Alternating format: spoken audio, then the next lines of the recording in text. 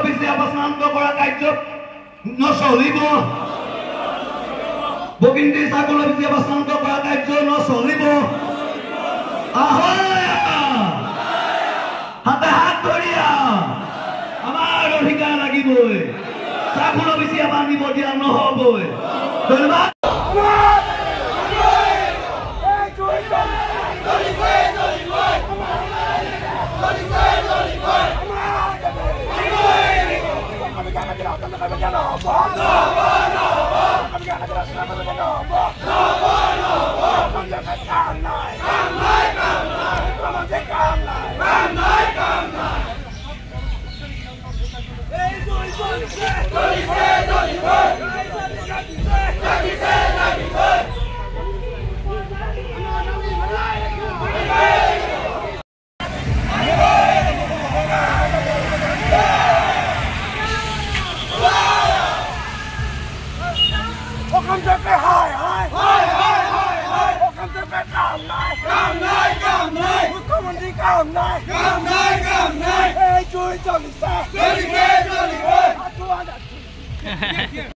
আগবাঢ়ি যাব লাগিছিল যেনেধৰণে জীৱনশৈলী আগুৱাই যাব লাগিছিল এই ক্ষেত্ৰত কিন্তু বহু ধৰণৰ পিছ পৰি ৰৈছে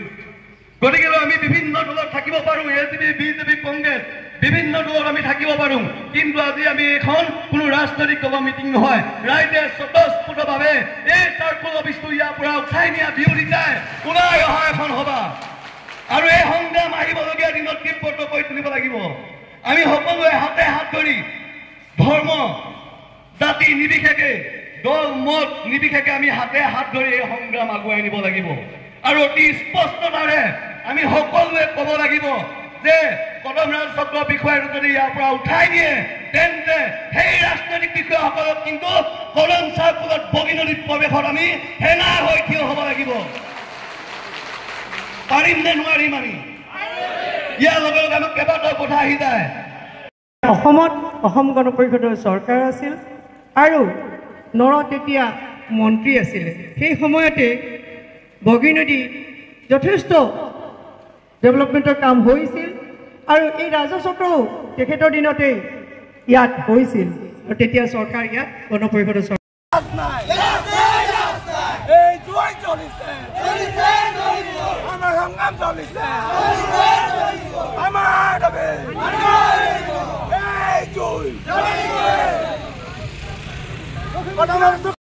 চাওক আজি বগীনদীৰ মাজমজিয়াস্থিত এখন ৰাজহুৱা সভা সম্পন্ন হৈছে এই ৰাজহুৱা সভাত ৰাইজৰ এটাই স্পষ্ট কথা ৰাইজৰ এটাই কথা আৰু ৰাইজে এটাই কথাই বিচাৰিছে যে যিকোনো পৰিস্থিতিৰ বিনিময়ত যিকোনো মূল্যৰ বিনিময়ত বগীনদীত থকা কদমৰাজ চক্ৰ চক্ৰ বিষয়া কাৰ্যালয়টো বগীনদীতে থাকক প্ৰয়োজন সাপেক্ষে লখিমপুৰত সদৰত থকা সেই চাৰ্কল অফিচটো আমি ইয়াৰ লগত সংলগ্ন কৰক ৰাইজে নামাকৰণ তেওঁলোকে বেলেগ কৰক কিন্তু চাৰ্কল অফিচটো বগীনদীতে থকাটো ৰাইজে বিচাৰিছে গতিকে ৰাইজৰ স্পষ্ট কথা যে চাৰ্কল অফিচটো ইয়াতে লাগিব আৰু যদি চৰকাৰে এই বিষয়টো তেওঁলোকে যদি গুৰুত্ব আৰু নকৰি সিদ্ধান্ত বাতিল নকৰে তেন্তে ৰাইজে কিন্তু তেওঁলোকক 2026 নিৰ্বাচনত তেওঁলোকক প্ৰত্যুত্তৰ দিবলৈ আজি সম্পূৰ্ণৰূপে সাজু হৈছে গতিকেলৈ আমি চৰকাৰক দাবী জনাইছোঁ যে এই বিষয়টো তেওঁলোকে গুৰুত্ব সহকাৰে লৈ যে এই বিষয়টো সমাধান কৰিবলৈ সিদ্ধান্তটো বাতিল কৰিবৰ কাৰণে আমি দাবী জনাইছোঁ আৰু লগতে এটা কথা ক'ব বিচাৰিছোঁ যে কিছু সংখ্যক চৰকাৰী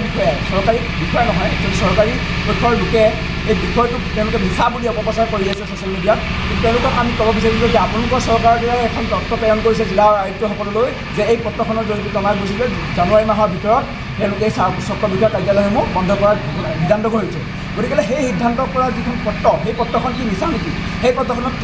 চৰকাৰী কৰ্মীসকলৰ চহী আছে সেই চহীটো কি মিছা নেকি গতিকে এনেধৰণৰ বিভ্ৰান্তিকৰ তেওঁলোকে মন্তব্য নিদিবৰ বাবে বিভ্ৰান্তিকৰ সামাজিক মাধ্যমত ৰাইজক বিভ্ৰান্ত নকৰিবৰ বাবে আমি আহ্বান জনাইছোঁ